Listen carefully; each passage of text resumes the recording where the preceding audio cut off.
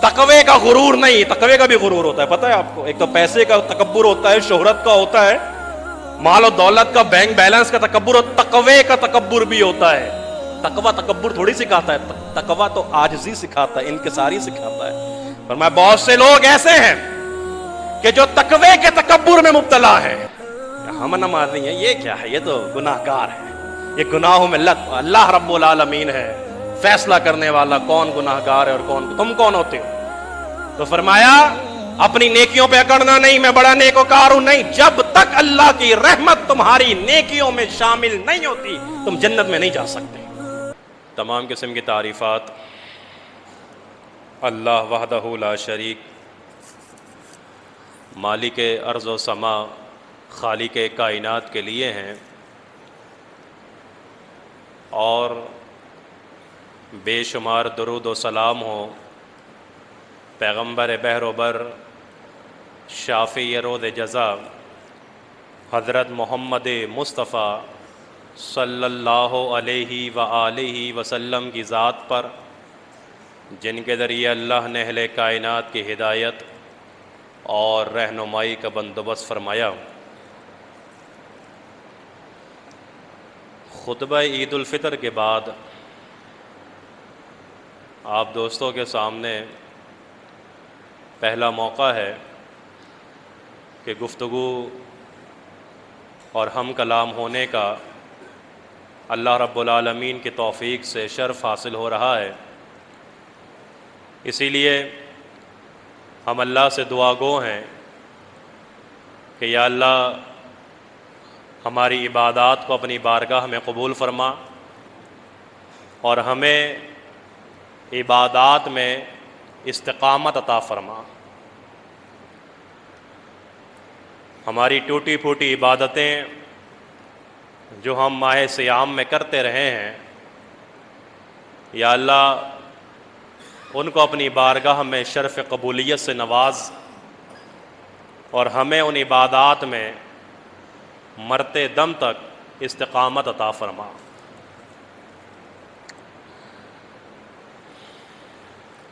پورے رمضان آپ دوستوں نے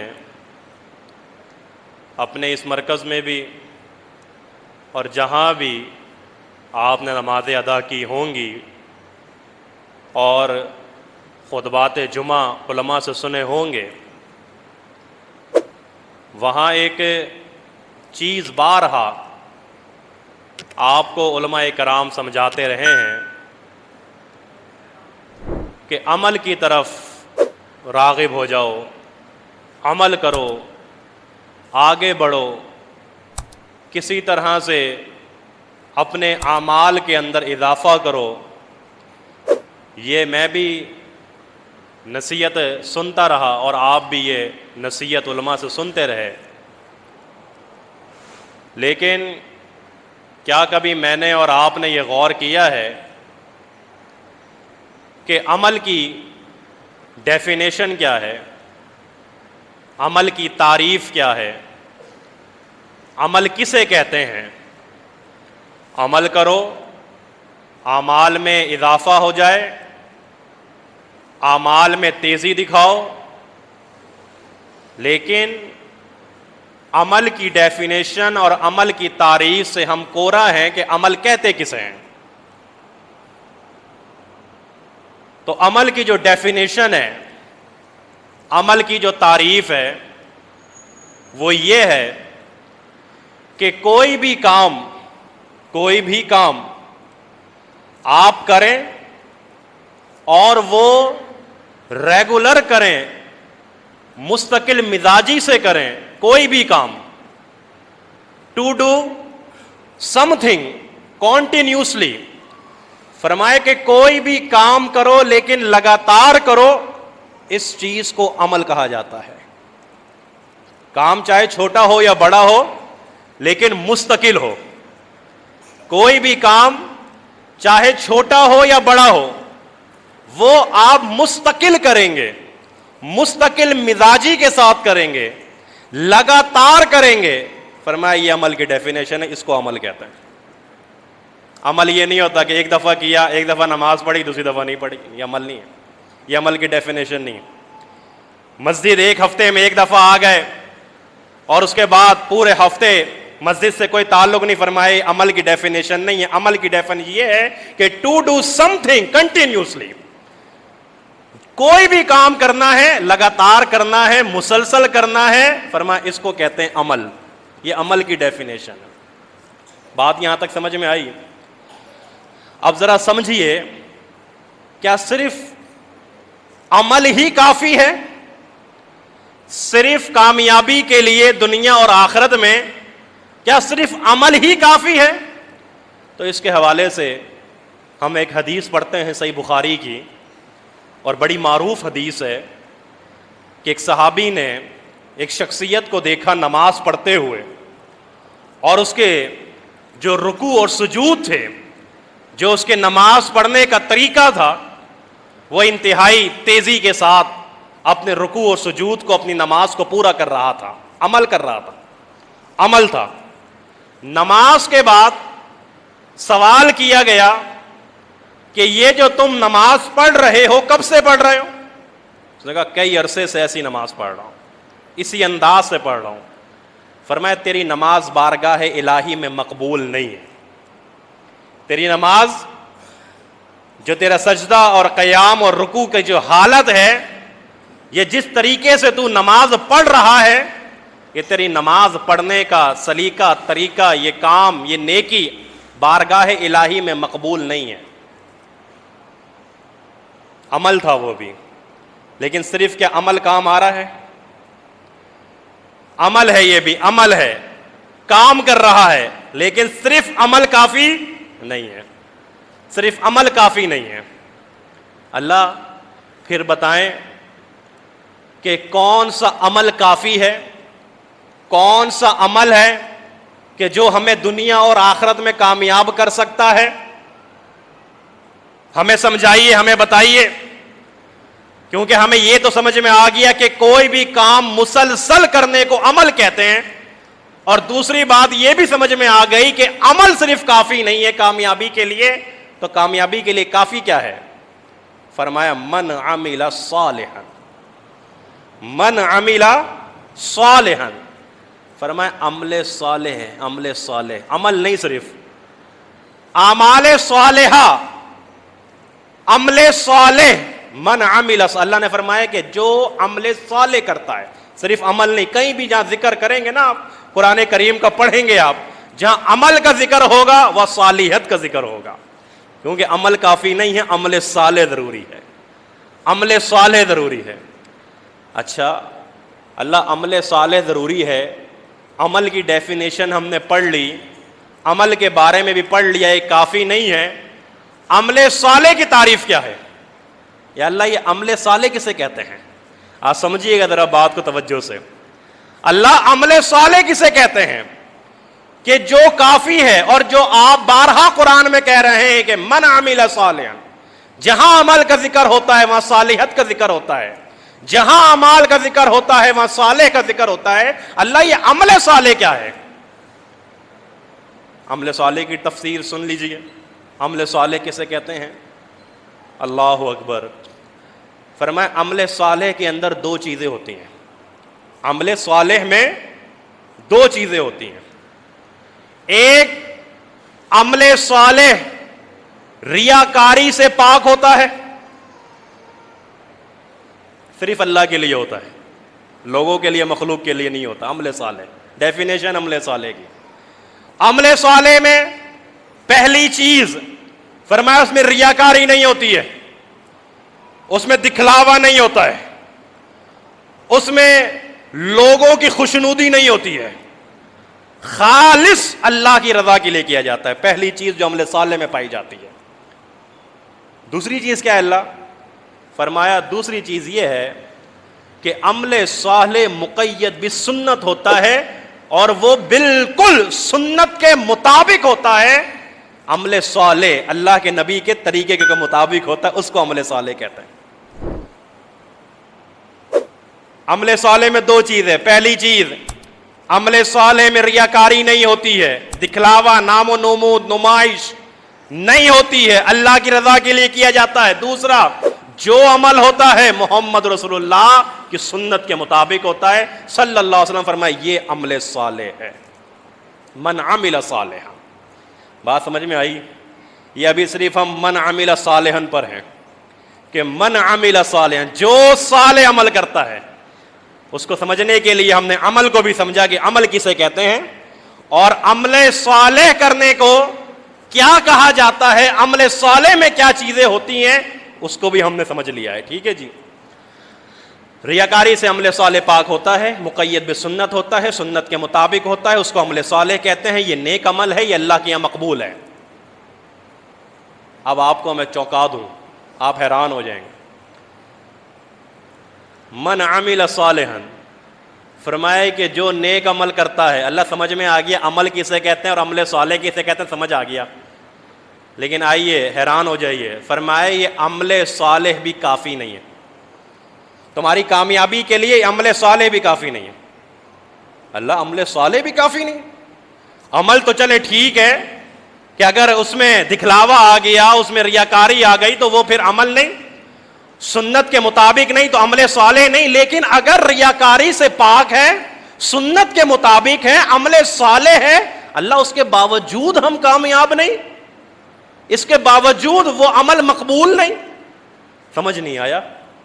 ہم عمل صالح کر رہے ہیں، ہم نیک اعمال کر رہے ہیں، ہم سنت کے مطابق کر رہے ہیں، یا اللہ پھر بھی کامیابی نہیں ہے؟ فرمائے نہیں ہے کامیابی۔ اللہ پھر کامیابی کس میں ہے؟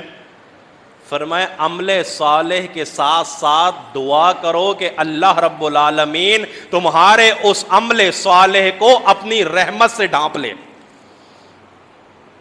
تمہارے اس اعمال صالحہ کو اللہ اپنی رحمت سے ڈھانپ لے۔ اللہ کے نبی نے فرمایا صلی اللہ علیہ وسلم، صحیح بخاری کی حدیث ہے، فرمایا کوئی بھی شخص اپنی نیکیوں کے بلبوتے پر جنت میں داخل نہیں ہوگا، اپنے اعمال صالحہ کے بلبوتے پر جنت میں داخل نہیں ہوگا جب تک کہ اس اعمال صالحہ میں اللہ کی رحمت شامل نہ ہو جائے۔ جب تک ان اعمال صالحہ میں اللہ کی رحمت شامل نہ ہو جائے۔ صحابہ نے پوچھا اللہ کے نبی، آپ کے اعمال، آپ کی نیکیاں، آپ بھی اللہ کی رحمت کے بغیر جنت میں نہیں؟ فرمایا جی ہاں میں بھی، فرمایا جی ہاں میں بھی اللہ کی رحمت کے بغیر جنت میں داخل نہیں ہو سکتا۔ اسی لیے فرمایا کہ عمل کرو، عمل صالح کرو، اور اللہ سے دعا کرو کہ اللہ اس اعمال صالحہ کو اپنی رحمت میں ڈھانپ لے۔ اور اللہ رحمت میں کیسے ڈھانپتا ہے، اس کی مثال بھی حدیث میں پیش کی ہے۔ وہ رحمت کو کیسے ڈھانپتا ہے، اس کی مثال دی ہے تلوار اور نیام کے ساتھ۔ فرمایا تلوار ہوتی ہے، اس کے تلوار کو رکھنے کے لیے نیام ہوتی ہے، آپ اس کو کھولتے ہیں، آپ جب اس کو کھولتے ہیں تلوار اس میں ڈالتے ہیں، اور تلوار ڈالنے کے بعد وہ جو نیام کا اوپر والا حصہ ہوتا ہے اس کو بند کر دیتے ہیں، اس کو بند کر دیتے ہیں تو تلوار آپ کی کیا ہو گئی، اس نیام میں محفوظ ہو گئی۔ فرمایا اسی طرح تمہارے اعمال صالحہ اللہ رب العالمین کی رحمت کے نیام میں جاتے ہیں اور اللہ اس کو اپنی رحمت سے ڈھانپ لیتے ہیں۔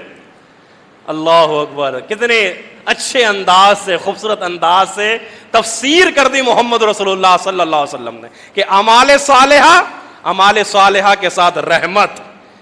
یہ نہیں سمجھنا اکڑنا نہیں کہ میں نمازی ہوں، وہ نماز نہیں پڑھتا میں پڑھتا ہوں، نہیں، غرور نہیں، تکبر نہیں، تقوی کا غرور نہیں۔ تقوی کا بھی غرور ہوتا ہے، پتہ ہے آپ کو، ایک تو پیسے کا تکبر ہوتا ہے، شہرت کا ہوتا ہے، مال و دولت کا، بینک بیلنس کا تکبر، تقوی کا تکبر بھی ہوتا ہے۔ تقوی تکبر تھوڑی سکھاتا ہے، تقوی تو عاجزی سکھاتا ہے، انکساری سکھاتا ہے۔ فرمایا بہت سے لوگ ایسے ہیں کہ جو تقوی کے تکبر میں مبتلا ہیں، ہم نمازی ہیں، یہ کیا ہے، یہ تو گناہ گار ہے، یہ گناہوں میں اللہ رب العالمین ہے فیصلہ کرنے والا، کون گناہ گار ہے اور کون، تم کون ہوتے ہو؟ تو فرمایا اپنی نیکیوں پہ اکڑنا نہیں، میں بڑا نیکوکار ہوں، نہیں، جب تک اللہ کی رحمت تمہاری نیکیوں میں شامل نہیں ہوتی تم جنت میں نہیں جا سکتے۔ اور پھر اللہ کی رحمت کتنی وسیع ہے، اللہ اکبر۔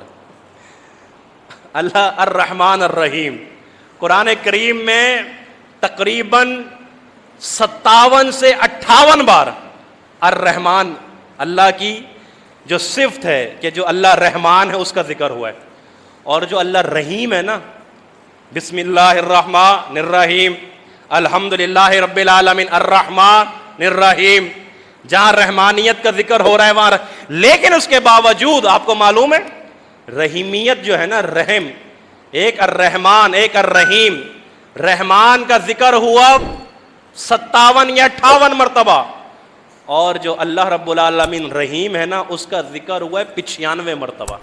تو سوچیں اللہ کتنا رحمان اور کتنا رحیم ہے، اللہ کی رحمت کتنی وسیع ہے۔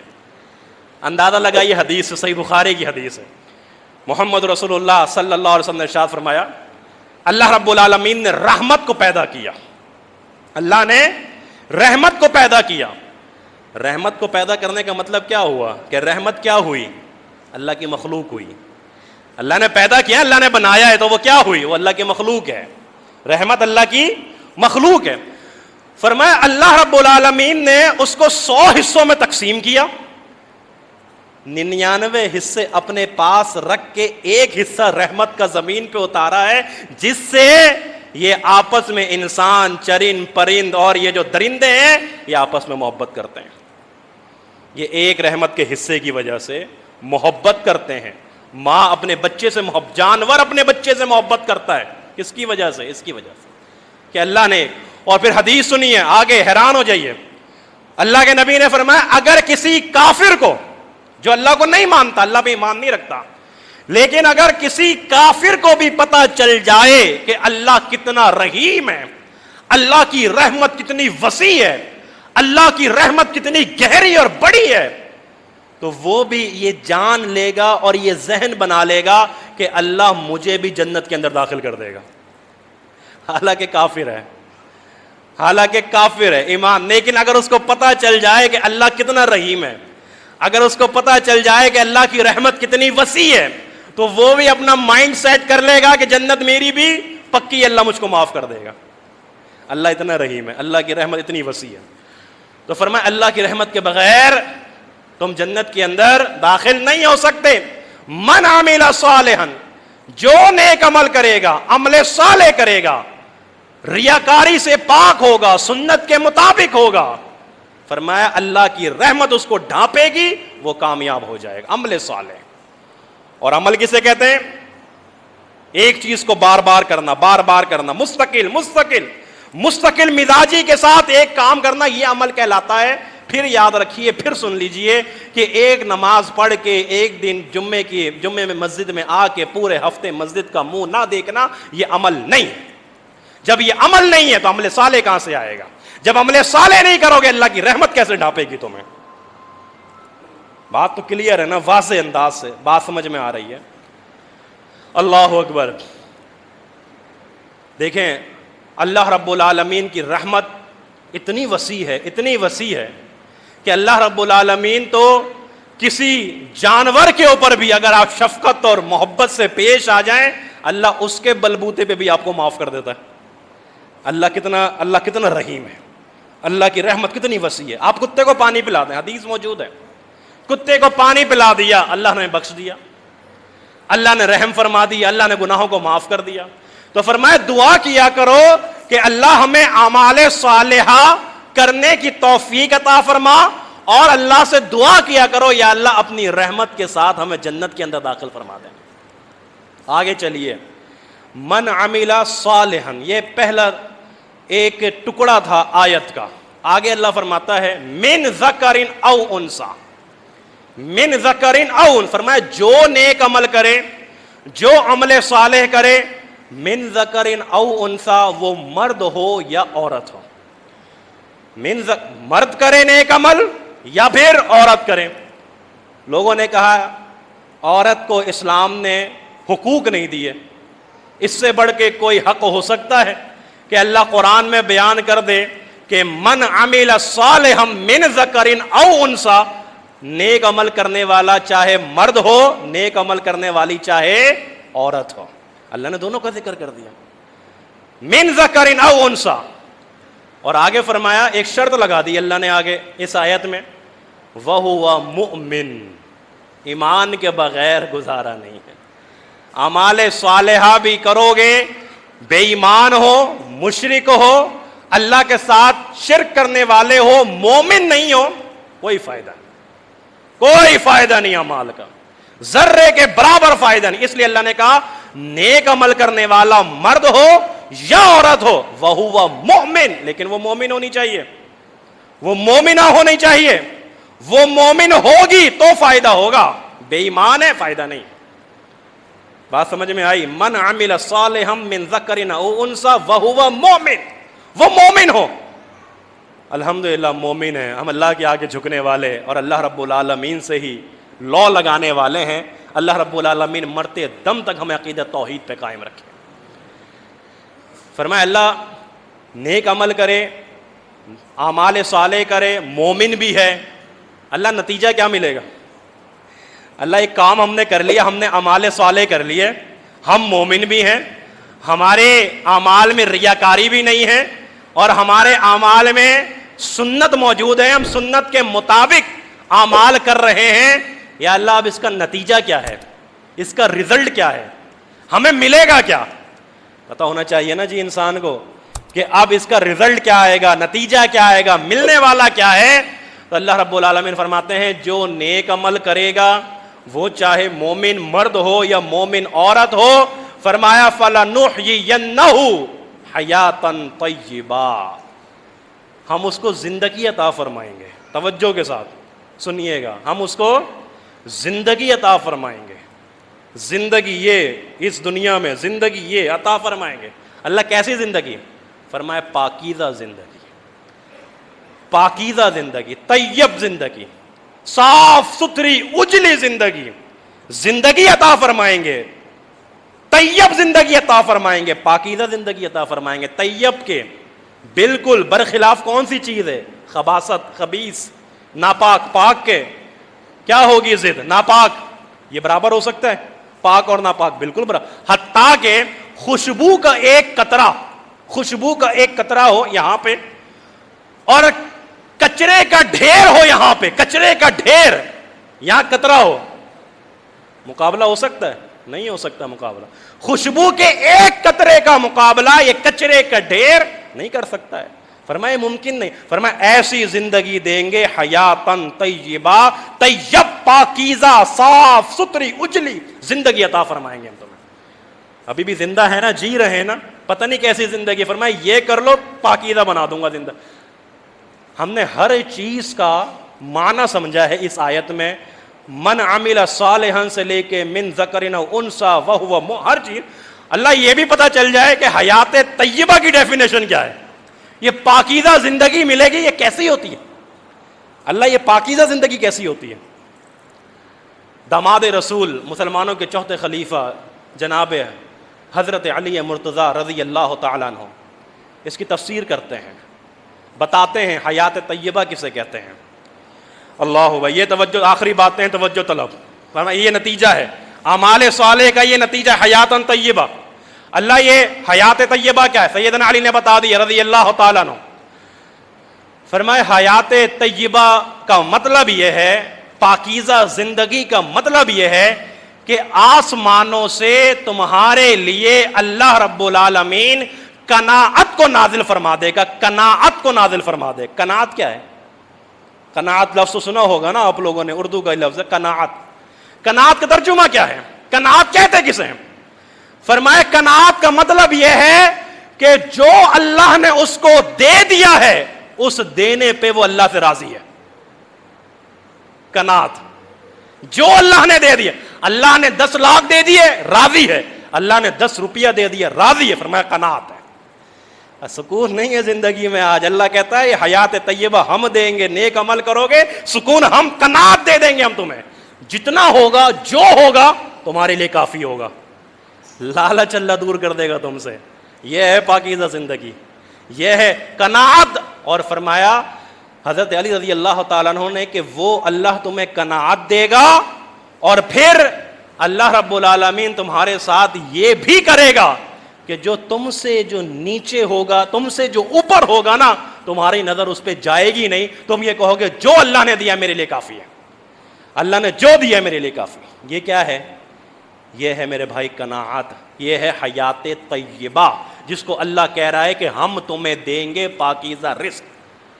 اللہ اکبر۔ قناعت کا ایک اور مطلب سمجھ لیجئے، قناعت کہتے کسے ہیں؟ فرمایا بڑا چھوٹا سا جملہ ہے اور بڑا ہی عام فہم جملہ ہے۔ فرمایا کہ دولت آ جائے تو اتراؤ نہیں، دولت آ جائے تو اتراؤ نہیں، اور دولت چلی جانا تو پھر گھبرانا نہیں ہے۔ آ جائے تو اتراؤ نہیں، چلی جائے تو گھبراؤ نہیں۔ فرمایا یہ قناعت ہے، اللہ تمہیں یہ عطا فرمائے گا، اللہ تمہیں یہ حیات طیبہ عطا فرمائے گا، یہ ہے میرا وعدہ۔ اللہ کہتا ہے میں تمہیں یہ زندگی عطا فرماؤں گا۔ چاہیے ایسی زندگی، سکون، تسلی، کوئی ٹینشن فری زندگی، قناعت۔ اللہ 10 روپیہ ہے کافی ہے، 10 لاکھ ہے وہ بھی کافی ہے، اللہ تو نے عطا جو دیا میں راضی ہوں۔ ایک بہت بڑے شاعر تھے، کسی گاؤں کے اندر رہتے تھے، ان کو ایک نواب صاحب نے خط لکھا۔ انہوں نے کہا حضرت اتنے بڑے شاعر ہیں، گاؤں میں ایک چھوٹے سے ٹکڑے میں بیٹھ کے کیا کر رہے ہو؟ ہمارے پاس آؤ، ہم نوازیں گے آپ کو، دولت بھی، نوکری بھی، مال بھی، ہر چیز ہم آپ کو دیں گے، ہمارے پاس آ جاؤ۔ شاعر نے، فارسی کے شاعر تھے، انہوں نے شعر لکھ کے ہی بھیج دیا، جواب میں ایک شعر لکھ کے نواب صاحب کو بھیج دیا، فارسی کا شعر لکھ کے بھیج دیا۔ شعر کا مطلب یہ تھا، انہوں نے کہا جو میرے پاس ہے نا، جو میرے پاس موجود ہے، جو میرے پاس میرے رب نے مجھے دیا ہے، وہ میرے لیے کافی ہے، وہ میرے لیے کافی ہے، اور میں تمہارے پاس نہیں آ سکتا۔ کیوں نہیں آ سکتے؟ انہوں نے کہا میں اس لیے نہیں آ سکتا کہ میں نے اپنے پاؤں میں قناعت کی مہندی لگا لی ہے، میں نے اپنے پاؤں میں قناعت کی مہندی لگا لی ہے۔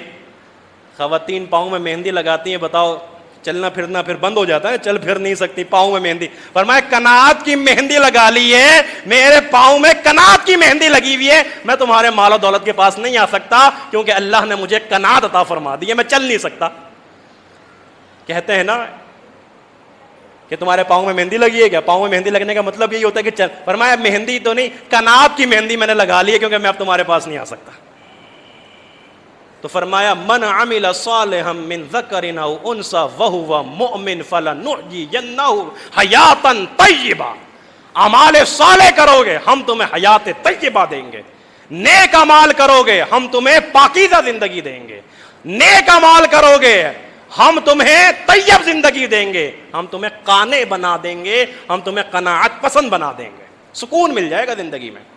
تو میرے بھائیوں اور دوستوں، میری ماں میں بہنوں، پھر اس کے بعد اللہ نے ذکر کیا اس زندگی کا کہ جو کبھی ختم نہیں ہونے والی۔ فرمایا کہ اس میں ہم بہترین بدلہ تمہیں دیں گے، جو تم اعمال کرتے آئے ہو اس کا بہترین اجر ہم تمہیں دیں گے، اپنے یہاں بھی دیں گے وہاں بھی دیں گے، اعمال صالح کی برکت سے دیں گے۔ تو بھائیوں اور دوستوں ذرا اپنے اپنے گریبان میں جھانکو، میں بھی محاسبہ کروں، آپ بھی کریں۔ رمضان کے بعد ہماری زندگی کہاں کھڑی ہے؟ رمضان میں ہم کہاں تھے؟ رمضان کے بعد ہم کہاں ہیں؟ اعمال صالح ہے یا نہیں؟ عمل وہ جو مستقل مزاجی کے ساتھ کرنا ہے وہ عمل صالح ہے یا نہیں؟ اللہ کے بندو یہ بات میری یاد رکھنا، لکھ لو میری یہ بات، تم اللہ کے گھر کو آباد رکھو، اللہ کی قسم اللہ تمہارے گھروں کو آباد رکھے گا۔ یہ لکھ لو، نوٹ کر لو آج کے خطبے میں، آپ اللہ کے گھر کو آباد رکھو، اللہ تمہارے گھروں کو آباد کرے گا۔ تم اللہ کے گھر کا خیال رکھو، اللہ تمہارے گھروں کا خیال رکھے گا۔ تم اللہ رب العالمین کے گھر کی دیکھ بھال کرو، اللہ رب العالمین تمہارے گھروں کی دیکھ بھال کرے گا۔ تم اللہ کے گھر کے ساتھ تعلق کو جوڑو، اللہ رب العالمین تمہاری ساری پریشانیوں کو اور تکلیفوں کو دور فرمائے گا، کیونکہ تم اس کے گھر میں آ کے اس کے گھر کا خیال رکھ کے اس کے گھر کو آباد کر رہے ہو۔ تم گھر کو ویران کر دو گے، اللہ کے گھر کو تم ویران کرو گے، تمہارا گھر آباد نہیں ہو سکتا، پریشانی میں مبتلا رہو گے، مسائل میں مبتلا رہو گے۔ تو آئیے اللہ کے گھروں کو آباد کیجیے، جہاں بھی ہو، نماز کا وقت ہو جائے، مسجد موجود ہے، اللہ کا گھر موجود، ضروری نہیں یہ اللہ کا گھر جہاں بھی آپ ہیں، اللہ کا گھر موجود ہے، جائیے نماز پڑھیے، نماز کے وقت عبادت کیجیے، اللہ کا ذکر و اذکار کیجیے، تسبیح کیجیے، آباد رکھیے اس نیت کے ساتھ کہ میں اللہ کے گھر کو آباد رکھوں، اللہ میرے گھر کو آباد رکھے گا۔ اللہ رب العالمین سے دعا ہے کہ اللہ رب العالمین ہمیں اعمال صالحہ کرنے کی توفیق عطا فرمائے۔ اللہ رب العالمین ہمیں اپنے گھروں کو، جو اللہ کے گھر ہیں، مسجدیں ہیں، وسجد وقترب، فرمائے کہ اللہ کا قرب چاہیے، سجدہ کرو۔ سجدہ کہاں کرو گے؟ مسجد، سجدہ کرنے کی جگہ کیا ہے؟ مسجد ہے. آؤ اللہ کا قرب چاہیے، سجدے کرو. سجدہ یہی کرو گے نا کہ سجدے کرو. فرمایا اللہ رب العالمین تم سے قریب ہو جائے گا. اللہ ہمیں اعمال صالحہ کرنے کی توفیق عطا فرمائے. اللہ رب العالمین ہمارا خاتمہ ایمان پہ فرمائے. یا اللہ جب تک زندہ ہیں ہمیں اسلام پہ زندہ رکھنا. یا اللہ موت دینا تو شہادت کی موت نصیب فرمانا. وما علینا الا البلاغ المبین.